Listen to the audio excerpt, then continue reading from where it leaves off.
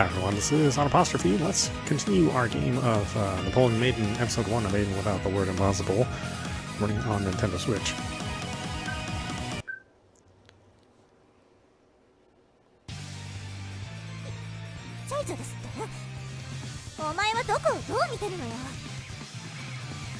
Napoleon argues against Nelson with a blue streak on her temples. Nelson returned the fleet to the Sea of Emptiness as if the fleet had been scraped off with a stern look.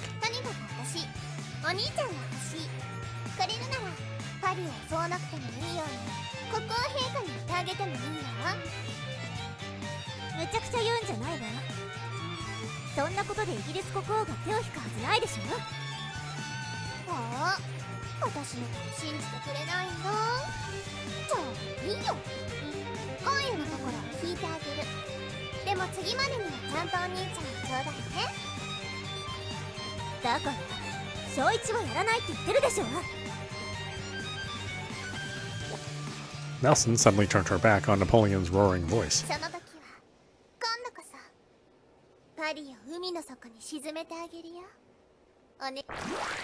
Then Nelson disappeared into the vortex of the ocean current. The Grand Army disappears, and silence comes to the square. Napoleon suddenly knelt down as she made a small moan. Napoleon! I also crouched down in a hurry and supported Napoleon's shoulders. Looking closely, Napoleon's face was pale, and from her left flank, red blood was slowly spreading.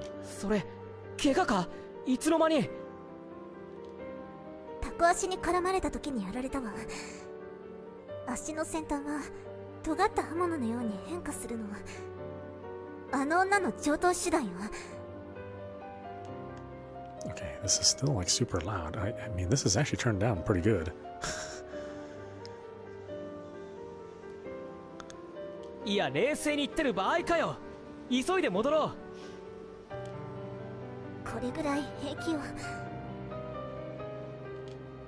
Contrary to the words, Napoleon's voice is weak.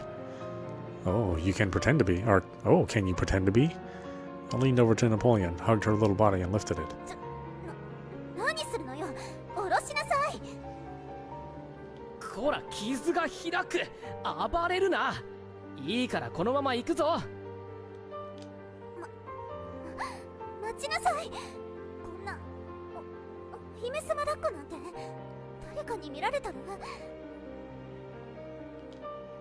Even if she looks like a girl, her soul is Napoleon. She seems to have her pride and she has a bright red face.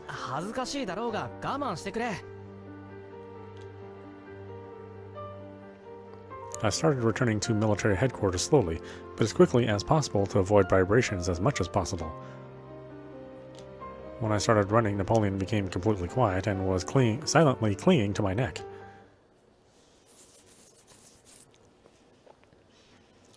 It was the medical office of the military headquarters that I carried Napoleon.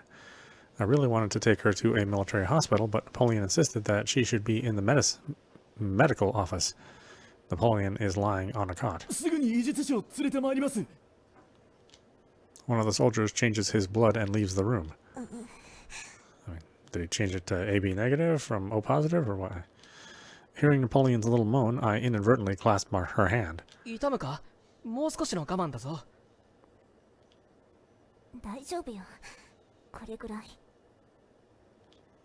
Her voice was weak, but her words have the usual temperament. When I was relieved about that, the door of the medical office opened. I wondered if a medical doctor who could use magic came to me, but the person who was there was... Anna.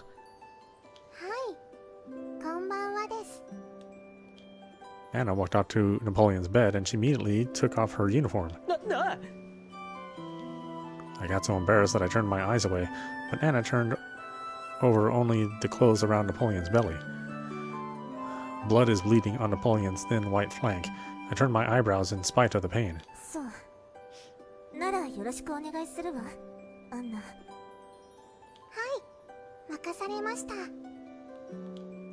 Anna then held her hand over Napoleon's wound. Immediately, Anna's palm is wrapped in warm light. In the meantime, her wounds are closed and Napoleon's complexion becomes much better. It was just magic.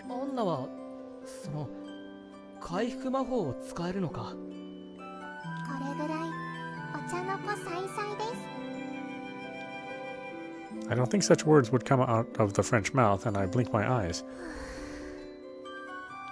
Napoleon sighed. まったくネルソンのやつね。いつも通り腹立たしいわ。ネルソンってイギリス海軍の提督だよな。それがなんでいきなりパリの街中に現れるんだ？ It wasn't Napoleon who answered my question. ホレイショ・ネルソンはイギリス屈指の余命者よ。ミラさん。 It was Mira who stood beside the door of the medical office. She sighs and walks to the center of the room. 戦線が一段落して休んでいればパリ襲撃の知らせがやってくるんだもの。息つく暇もないわ。別にいつものことだわ。飛んで帰ってくることないじゃない。バカ。我らが未来の皇帝に何かあったらどうするのよ。Murat tapped her head lightly as she shut Napoleon's mouth. 痛い。何するのよ。無茶した罰よ。Perhaps she didn't take the attitude of Murat, who was acting like her sister. Napoleon sharpened her lips and turned away. And it seemed like Murat decided to leave Napoleon as she is, and Murat turned to me. ネルソンはその能力、アポカリプスで海域を操る。その能力で海を越え、陸を越え、直接パリを襲撃することができるのよ。なんだって？ That's why Napoleon won't leave Paris. Perhaps there was no war or crap in this world. This is because the fate of the country is influenced by the battle between the depositors. Murat gently turned her eyes down. ナポレオンとネルソンの戦いは、それこそ何十回と繰り返されてきた。その度に我々はパリを脅かされているのよ。そうか。I stared at Napoleon lying down. Did you literally carry the national luck of France in Paris? She... In response to my gaze, Napoleon glanced up. And when she exhaled lightly, she gets up from the bed as if nothing had happened. 何よみんな。辛気臭い顔をして。この話はおしまいよ。要は今度もパリを守り抜いたのだから。おいおい、まだ起き上がるなよ。傷が癒えたばかりなんだぞ。 Anna agrees with me. そうです、ナポレオン。アンナの魔法は傷を塞いだだけ。失われた血はまだ十分に戻っていません。揃いも揃って心配性ね。Napoleon quickly gets out of bed without listening to the words of me and Anna. 待てって、どこ行くんだよ。執務室に決まってるじゃない。あの女、ネルソンのせいで仕事に支障が出たわ。今夜は久々の徹夜ね。バカ、仕事なんて。うるさいわね。平気だと言ってるでしょ。 With that said, Napoleon leaves the medical office. I hurriedly chase after her. で、どうしてお前まで来るわけ？俺はお前の雑用係だし。Yes, I am your chore. The office where the two of us returned was filled with a cool atmosphere. It's because it is late at night and Napoleon isn't in a good mood. Sadly, I was happy and asked for excuses. お前が徹夜するなら、俺も徹夜だし。今までそんなことなかったじゃない。いいからお前はもう寝なさい。いや、だって。Napoleon, with a sullen look, is handling the documents one after another. No, as I expected, she doesn't understand anything. I walked up to Napoleon's office desk and grabbed her shoulders. 何よ。お前こそ今日は寝ろ。なんでお前に命令されなきゃならないわけ？というか、手をどけなさい。不敬よ。The appearance of howling like a can-can and a puppy can only be seen as a girl about the same age as me. I turned my eyebrows and stared at Napoleon. 何なのよ。どううして世の邪魔をするわけ？心配だからに決まってるだろ。 A quill falls from Napoleon's hand. I continued in a serious tone. あんな風に激しく戦って傷まで負って疲労してないわけないだろ。そんなことないわ。強がるなよ。何をムキになって？別にただムキになってるわけじゃない。今お前が無理して倒れたらパリはどうなる？フランスは？それは。フランスを思うなら自分を大切にしろ。祖国のためにも。お前 With Napoleon, who had been silent, I gave her a bitter smile. なんて大層なこと言ってみたものの、本当は俺が心配なだけかもしれんけどな。Napoleon is down and rubbing her lips. She started to play with her fingers completely out of work mode. わかったわ。そこまで言うなら今日だけはお前の言う通りにしてあげる。おう、そうしてくれ。 I was relieved to relax my shoulders. Napoleon slowly stands up from her chair. その代わりと言ってはなんだけど、一つ聞かせなさい。なんだ？お前、ヨとネルソン、どちらがいいの？部屋？ I instinctively raised a crazy voice. However, Napoleon's face looking up at me is serious. I remember Nelson saying, お兄ちゃんのこと気に入っちゃった。 but did she take it for real? I sighed deeply. 敵を好きになれるわけないだろう。そうなの？お前はフランスでもイギリスでもどっちでもいいんじゃないの？ Seriously? I give up my shoulders just because I'm out of my mind. なんだよ、俺もフランス国民じゃなかったのか？それは世がそう思ってるだけでしょ。 Someone who might be Her Excellency Napoleon is unprecedentedly confident. Is it the effect of an injury or fatigue? 俺、お前にはすっげえ感謝してるんだぜ。どこの馬の子れとも知れないやつをかくまってくれてさ。正一、お前。心配しなくてもあんな小さい子に惚れるほどロリコンじゃねえから。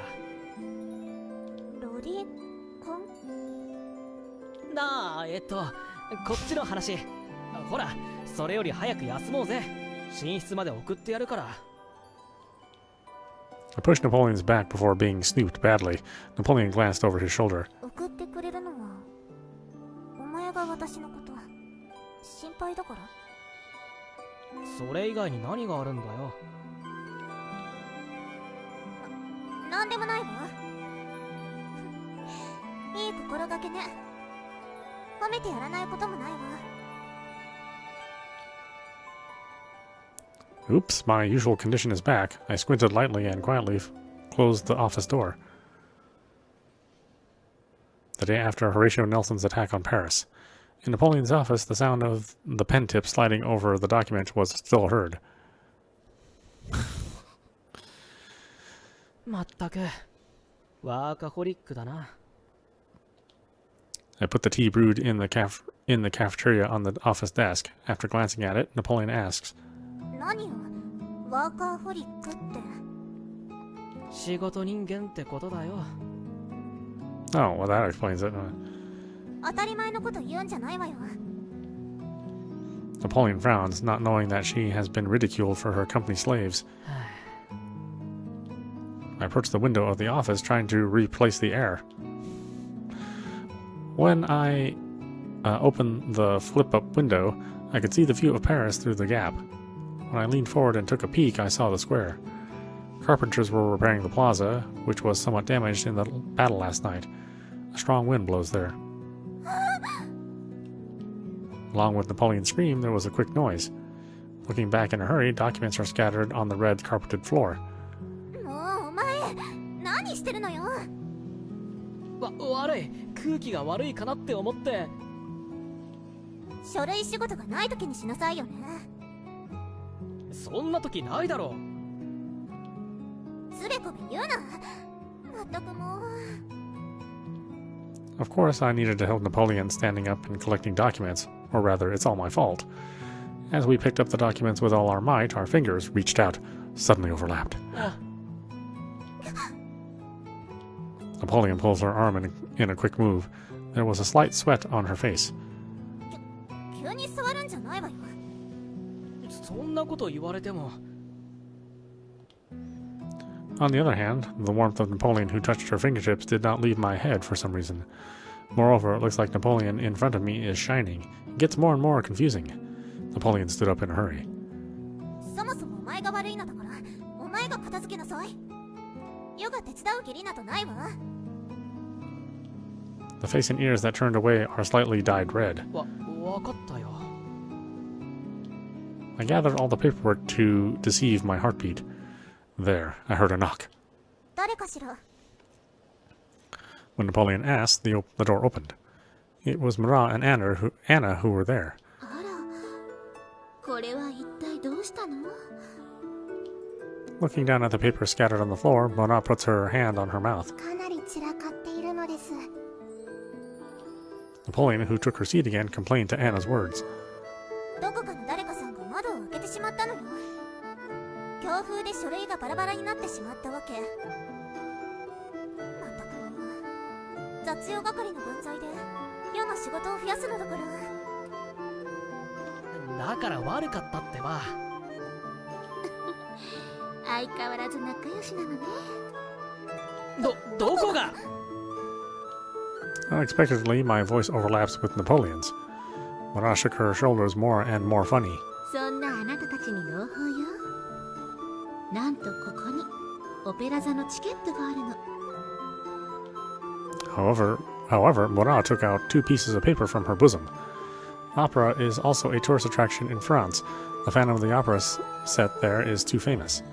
オペラ座ですって。演目は？ Then Napoleon stood up from her chair. ハイドンのオラトリオ、天地創造よ。開演は1週間後の夜7時よ。私には一緒に行く人などいないから、あなたたちにプレゼントするわ。 Napoleon, who had her eyes shining and holding her hand, suddenly returned to me. なんでそこで翔一が出てくるのよ。あら、別に翔一くんとなんて言ってないわよ。あらあら、あんただってありえるわよね。ひどいのです、ナポレオン。Napoleon is inferior because of the allied forces of Marat and Anna. I walked up to Anna. アンナが行きたいなら行ってきてもいいんだぞ。 Anna then sighed deeply and shook her head to the left and right of her. 翔一はバカなのです。Anna points behind her. Napoleon was staring at me with a grudge from behind the documents piled up on the office desk. What? 何よお前。よとオペラ座に行きたくないの？そんなことは言ってないだろ。ただアンナがそういうの好きって言うなら。そこまでなのです、翔一。いて。 For some reason, Anna slammed my leg. Marat, who was watching the series, spouted out as soon as she couldn't bear it. とにかく2人で行ってきなさいな。このところ大変だったから気晴らしにもなるでしょう。 Prompted by Marat, I turned to Napoleon. じゃあありがたく俺たちで行ってくるか。 Napoleon was staring at me for a while, but eventually she swelled her cheeks. まあ、お前がそう言うなら言ってやらないこともないわ。ただし途中で寝たりして世に恥をかかせないことね。 Unfortunately, I'm not very interested in classical music. I fell asleep at an orchestra concert that was taken to for extracurricular lessons at school. それは保証はできないかな。せめて努力すると言いなさい。 Napoleon's index finger is slammed. I smiled bitterly and nodded my head, saying, I understand. I don't understand any of this. The day has finally come to go to the opera.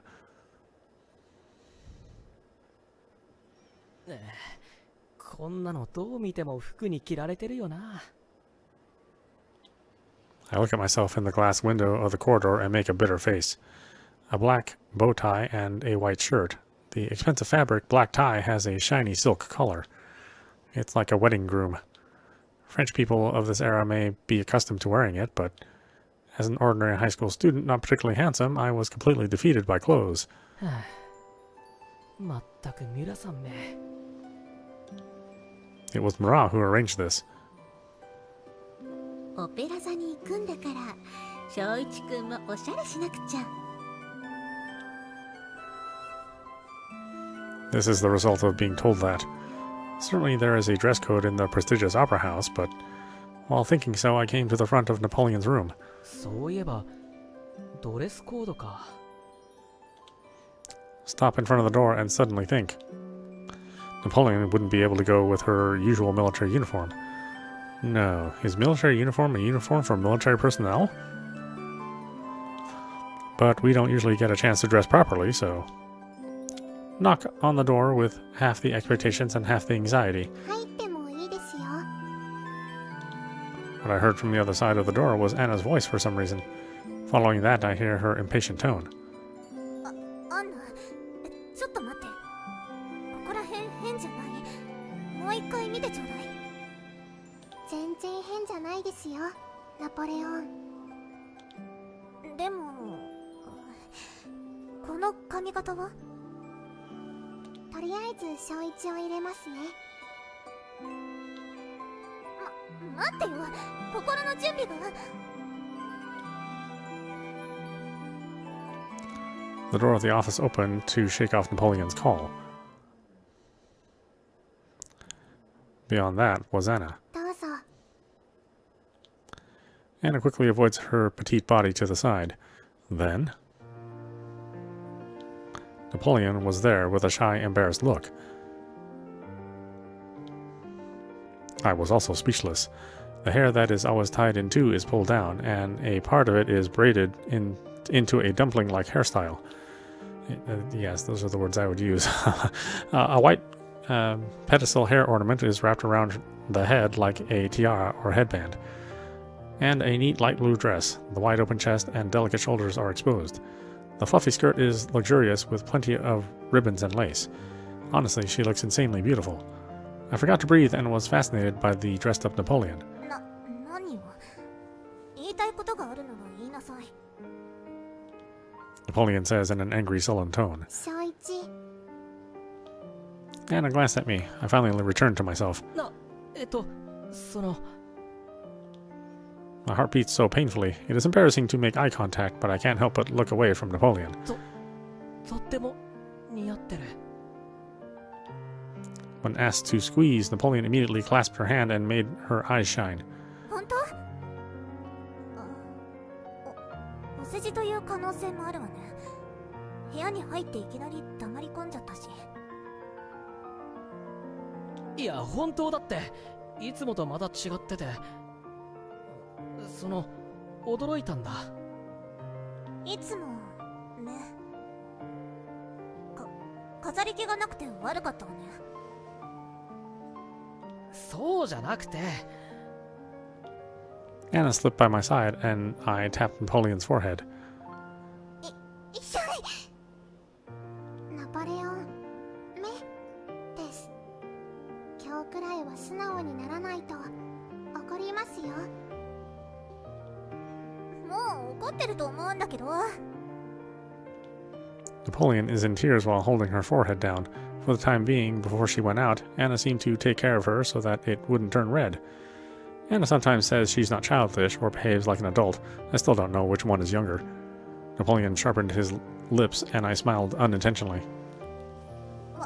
笑ったわね。何よ、小一のくせに。いやどんなに着飾っても中身はナポレオンなんだなって。どういう意味よ。安心したってことだよ。 The tension is moderately released from the body. I put out my right hand, wrapped in white gloves, to Napoleon with a swanky gesture. その俺と一緒に出かけてくれますか？ Napoleon's cheeks are dyed red as if boiling.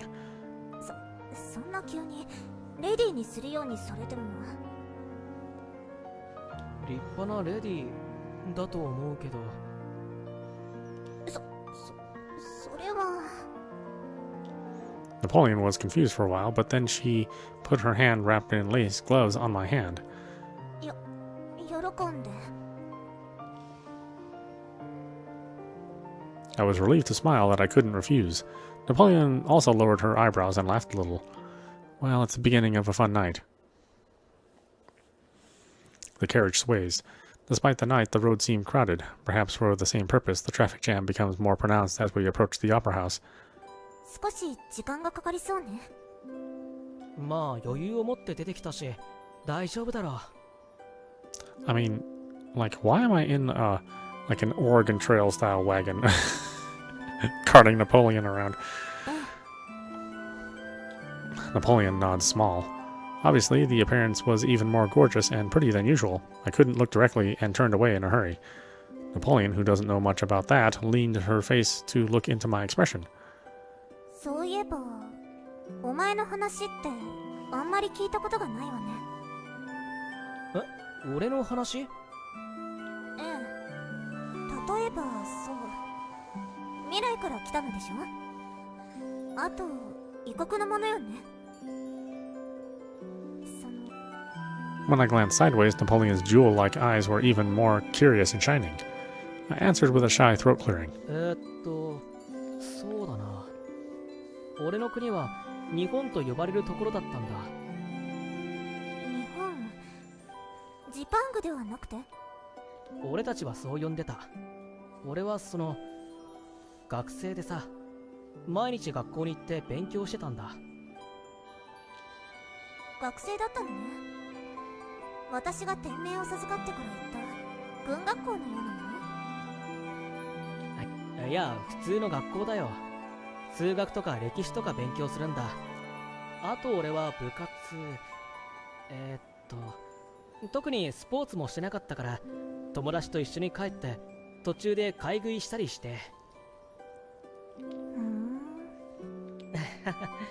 あんまり面白くないよな。It was a truly normal life for me. To be honest, I miss it now. But it's not as much as talking to Napoleon in the world. Napoleon shook her head as she wandered her gaze from side to side.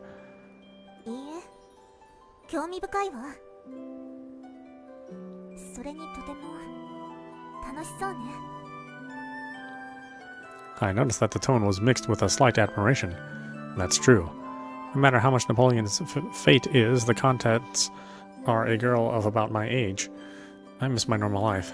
Maybe. もっと知りたいわ。他にどんなことをしていたの？他に？なんだろう。例えば、休日はどういう風に過ごしてたの？休みの日は大概昼まで寝てたかな。ほっとくといつまでも寝てるから母さんに叩き起こされて仕方なく飯食って。それから？何もない時はゲームとか勇気？とにかく家で遊んでて。It was only 2 months ago, but it seemed to be a long time ago, and I desperately turned over my memory. 友達と出かける約束してたらゲーセン、遊戯場に行ったり映画、こんな風に劇場に足を運んだりって感じかな。小一も劇が好きなのね。おう、俺は明るい話が好きだな。フィガロの結婚のような。私、夜も大好きなのよ。そっか。To tell the truth, I didn't really understand the performance she mentioned, but it must be like a comedy. 日本には敵国はいないの？敵国？いや、俺の時代はどことも戦争してないしな。最後の戦争も何十年も前のことだよ。平和ボケっちゃそうなんだろうけど。I wasn't sure if I can mention about peace to Napoleon, who puts herself in an era of constant battle. そうなのね。 Napoleon smiled softly at me. 平和なのはいいことだわ。ナポレオン。というか、ガテンが言ったわ。お前ったら、なんだかとぼけているというか、いつものんきなんだもの。なんだよそれ。そんなことないって。あるわ。じゃなければ、ネルソンの前に立ちはだかったり、そんなことするものですか。I closed my mouth to Napoleon, who turned away. Apparently she has the dangerous act of the other day at her roots. When I thought that Napoleon's profile suddenly became loose. And yawn. Napoleon turns to me in a hurry. Her face looked like she was blaming me for seeing her yawn. I don't think I'll be at the opera yet. I said it with caring. 着いたら起こすから、少しでも寝たらどうだ？でも、お前の国の話をもう少し聞きたいわ。Having said that, her eyelids are already heavier. It was like a little child fighting sleep, thinking that she didn't want to sleep, and I burst into a small balloon. 演奏の本番で寝ちまったらもったいないだろ。それは、そうだけど。また帰ったら話す時間はいくらでもあるさ。The movement of Napoleon rowing the ship was dangerous, and I inadvertently pulled her bare shoulders. Napoleon entrusts me with my body. The warmth, softness, and feather-like lightness made me shocked. What am I doing? I can only say that I got drunk with the atmosphere. Napoleon is muttering something, apart from me, who has hardened like a statue. ねえ、翔一。I'm sure something's hardened as a statue with Soichi, yeah. なんだ？未来のフランスは平和？ I answered with dismay at the earnest tone. ああ、特にパリは世界で一番人気の観光都市だよ。俺も一度行ってみたいと思ってたんだ。こんな形で叶うとは思わなかったけど。そうなのね。よかった。 After a while, Napoleon continued. これからフランスは世はどうなるのかしら。 It was a quiet voice that seemed to disappear in the sound of the wheels of the carriage. I forgot about the upset I had just made and involuntarily looked into Napoleon's expression. However, her face was on my shoulder and it cannot be seen. 君は、いいの。言わなくて。少し聞いてみただけよ。ナポレオン。ただね、翔一。私は。 It didn't continue from there. Rather, it was forcibly terminated, depressing the dark night by the sound of an explosion.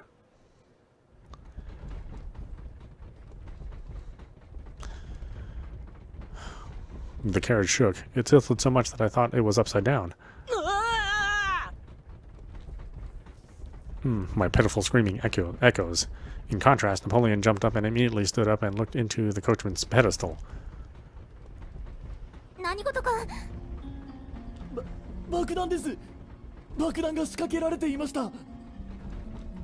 The coachman is trying to calm down the runaway horse. Napoleon won it. 止まるの。このままオペラ座まで行きなさい。なんですって？ The coachman makes his eyes black and white.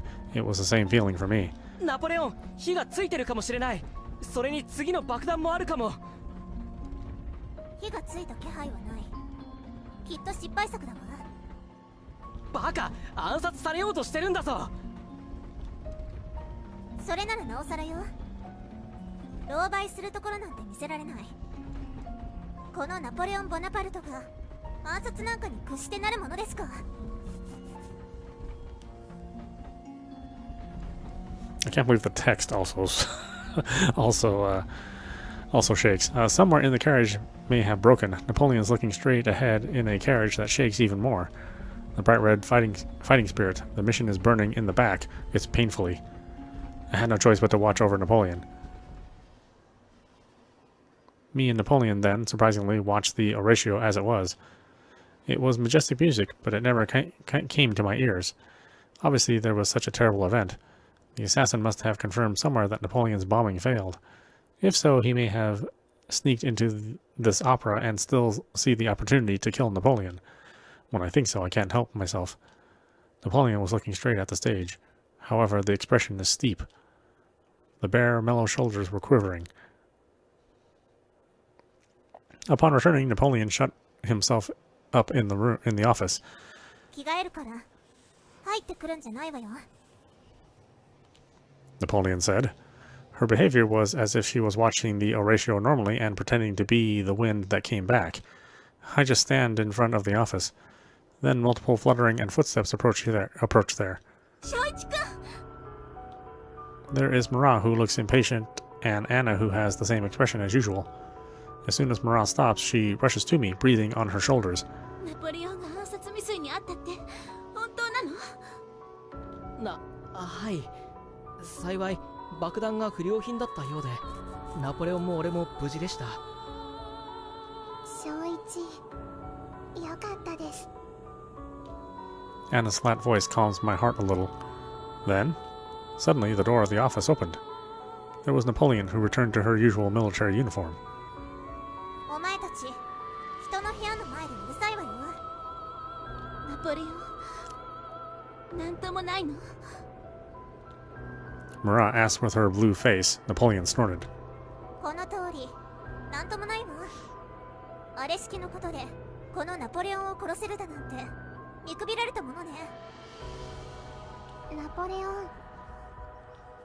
It was Anna who went forward. She still has an unreadable look, and she looks straight up at Napoleon. あなたは余命者ですが、体はただの人です。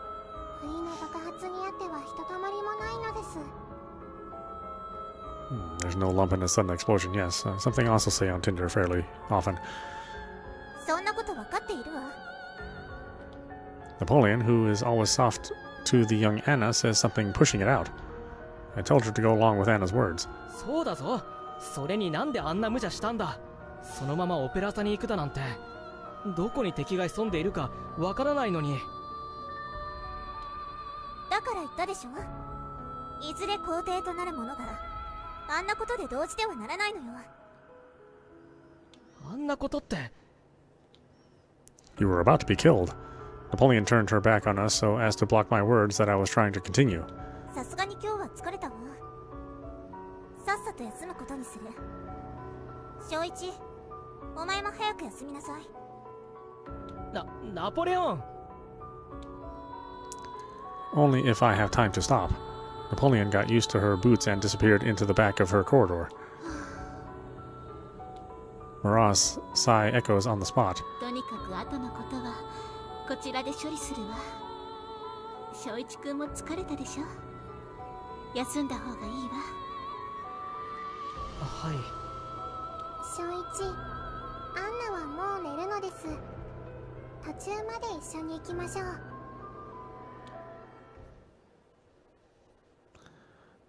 Her little hands were warm, and the warmth was slowly transmitted to her cold fingertips.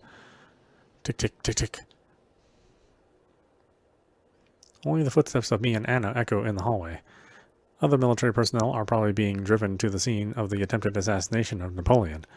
I was heading to my room, holding Anna's hand. I don't want to have such a small child send me, but this is just the opposite. 正一、手 Anna pointed out that, and I was surprised. When I looked at my hand, I could see that my hand connected to Anna was shaking slightly. 小一も怖かったですね。俺は Yes, it may have been scary. Obviously, I was about to be killed. But that is... She should be the same. ナポレオンは今までも命を狙われたりしていたのか。暗殺という手段は初めてですが、けれど内外にナポレオンをよく思わない人たちはいます。それに That should be. Napoleon is always at the risk of life because she carries the fate of France. It's only natural. Even Nelson is about to kill Napoleon. I knew it well when I saw it. That's why. I remember. Napoleon's shoulders were shaking in the seat next to the opera. I clenched the hand that wasn't connected to Anna. なあ、アンナ。一人で部屋まで戻れるか。俺、少し行くところができたんだ。Anna has a hand that's not connected to her? That's gotta be a little strange. Then, as Anna knew, she let go of me. ここはアンナの家のようなものです。小一こそ気をつけて。ああ、ありがとう。I said so when I ran away. Relying on my memory, I was standing in front of a room. In front of me is Napoleon's bedroom. I swallowed my breath and knocked on the door. 誰？ I heard a muffled voice. I said in the clearest possible tone. 俺だ、小一だ。休んでるところ悪いが、ちょっと話がしたいんだ。Somewhat a rugged voice comes back. 明日にして。さすがに夜も疲れたのよ。頼む。少しだけでいいんだ。When I asked again, the silence came down. Napoleon says in a reluctant tone. わかったわ。鍵は開いてる。入りなさい。Even though such an event happened today, she is a careless woman. With that in mind, I opened the bedroom door. Napoleon was sitting by the window. She opened the window and felt the night breeze. Her white nightie and long hair left down were fluttering in the wind. Only the moon and stars in her night sky illuminated her. Although she is unscrupulous on the day she had such a thing, it was a beautiful sight, like a painting depicting a goddess. ナポレオン。窓を開けてちゃ危ないだろう。ここは軍本部よ。パリで一番安全な場所で殺されたら、夜もそこまでよ。そんなこと。I close the door and walk up to Napoleon. お前、恐ろしかったでしょ。え？世の巻き添えを食らって殺されそうになったのだから。 Napoleon's tone was quiet to the last. I answer with a slight dismay. そりゃ、まあ。けど、ナポレオンは怖くなかったっていうのか？当たり前じゃない。世には神託が下っているのよ。神様が守ってくれるとでも？ええ、そうよ。世はまだフランス皇帝になっていない。神が決めた運命をまだ全うしていないうちは死なない。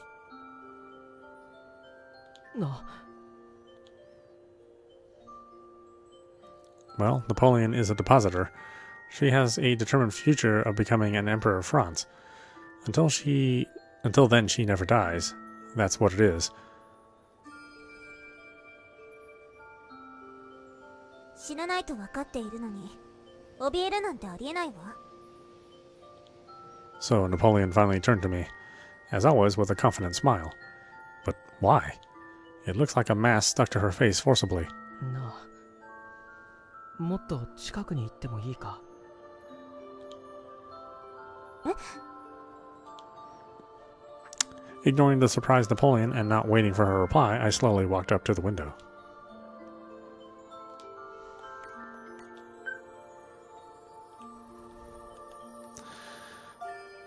Okay, why don't we stop it there? This is Audap. You've been watching Napoleon Maiden, Episode 1 of Maiden without the word impossible. Running on Nintendo Switch. Yeah, you know, this is interesting. I'm sure it's an interesting story if it was translated properly. But yeah, we are reading it straight. So you know, errors and all, we're going through this. I think it's fairly short though. It's just episode 1. Generally, these visual novels with the episodes already in the title tend to be kind of shorter affairs, and it's a lower price title just overall. So yeah, I imagine we're going to get close to the end, if not in 1 or 2 more sessions. Anyway, I hope you enjoyed watching. I will see you at the next stream.